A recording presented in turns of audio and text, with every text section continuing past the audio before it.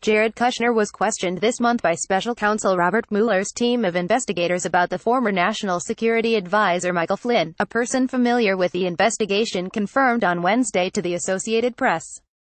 The person said the questioning of Donald Trump's son-in-law took about 90 minutes or less and was aimed in part at establishing whether Kushner had any information on Flynn that might be exculpatory. The person added that multiple White House witnesses had been asked about their knowledge of Flynn, who was forced to resign from the White House in February after officials concluded he had misled them about his contacts with the Russian ambassador. The confirmation of Kushner's interview came as prosecutors working for Mueller postponed grand jury testimony related to Flynn's private business dealings. The reason for the postponement, first reported by CNN, was not immediately clear, but it comes 1 week after attorneys for Flynn alerted Trump's legal team that they could no longer share information about the case. That discussion between lawyers was widely seen as a possible indication that Flynn was moving to cooperate with Mueller's investigation or attempting to negotiate a deal for himself. An attorney for Flynn, Robert Mueller, did not immediately respond to email and phone messages on Wednesday afternoon. Peter Carr, a spokesman for Mueller, declined comment.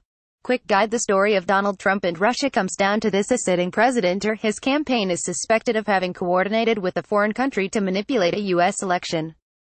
The story could not be bigger, and the stakes for Trump and the country could not be higher. Investigators are asking two basic questions. Did Trump's presidential campaign collude at any level with Russian operatives to sway the 2016 U.S. presidential election? And did Trump or others break the law to throw investigators off the trail? While a majority of the American public now believes that Russia tried to disrupt the U.S. election, opinions about Trump campaign involvement tend to split along partisan lines. 73% of Republicans, but only 13% of Democrats, believe Trump did nothing wrong in his dealings with Russia and its president, Vladimir Putin. The affair has the potential to eject Trump from office. Experienced legal observers believe that prosecutors are investigating whether Trump committed an obstruction of justice. Both Richard Nixon and Bill Clinton, the only presidents to face impeachment proceedings in the last century, were accused of obstruction of justice. But Trump's fate is probably up to the voters. Even if strong evidence of wrongdoing by him or his cohort emerged, a Republican congressional majority would probably block any action to remove him from office. Such an action would be a historical rarity.